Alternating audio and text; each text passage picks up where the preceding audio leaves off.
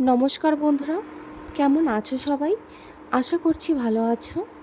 তো আমি হলাম তিথি, আর তিথি রান্নাঘরে তোমাদের জানাই স্বাগত। আজকে একটি দুর্দান্ত রেসিপি তোমাদের সাথে শেয়ার করতে এলাম। আর রেসিপিটি হলো একদম ঘরোয়া স্টাইলে ডিম কারি। তোমরা আলাদাভাবে হয়তো ডিম কারি বানিয়ে খেয়েছো। আমি যেভাবে ডিম কারি বানিয়েছি তোমরা একবার ট্রাই করো, দেখবে খুব ভালো লাগবে।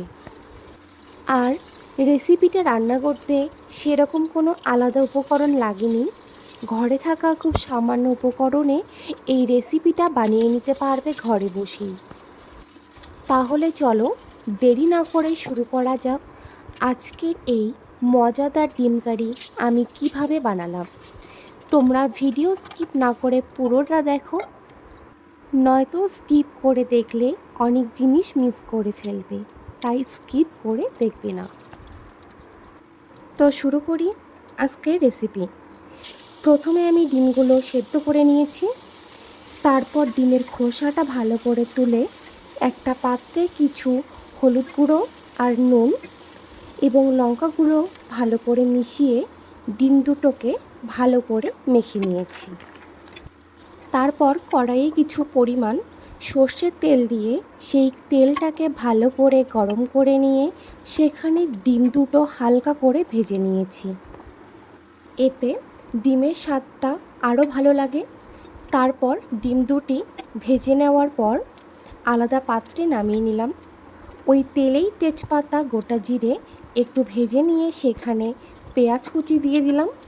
তারপর পেঁয়াজ কুচিগুলো ভালো করে ভেজে নিয়ে সেখানে রসুন বাটা দিয়ে দিলাম এবং রসুন বাটাগুলোকে ভালো করে ভাজতে হবে যতক্ষণ না পর্যন্ত রসুনের কাঁচা গন্ধটা যাচ্ছে।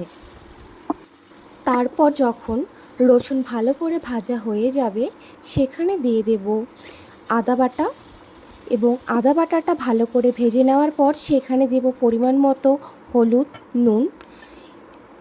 নুন দিয়ে ভালো করে ঘেঁটে দেব।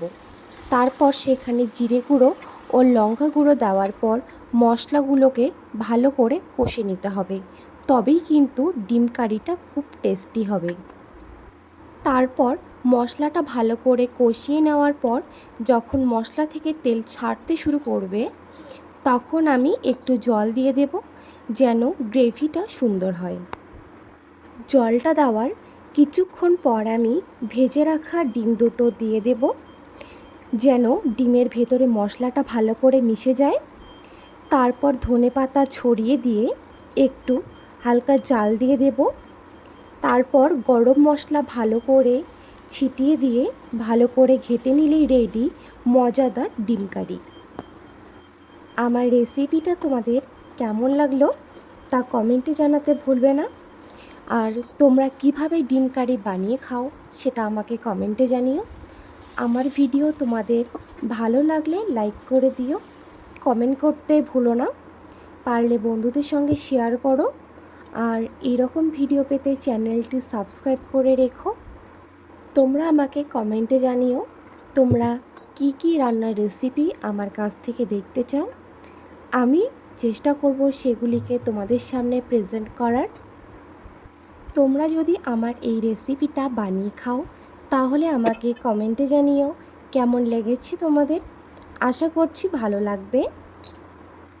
আবারও বলছি, তোমরা আমার ভিডিও দেখো, ভিডিও যদি আমার ভালো লাগে তো লাইক করে দিও, কমেন্ট করো, পারলে বন্ধুদের সঙ্গে শেয়ার করো, আমাকে একটু সাপোর্ট করো।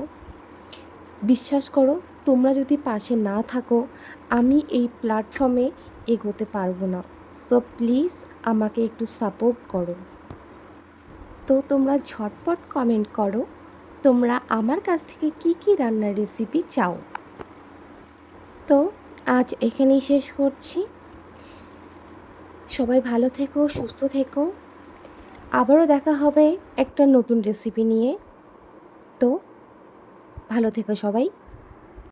আর যারা যারা আমার ভিডিও দেখো তাদেরকে অসংখ্য ধন্যবাদ।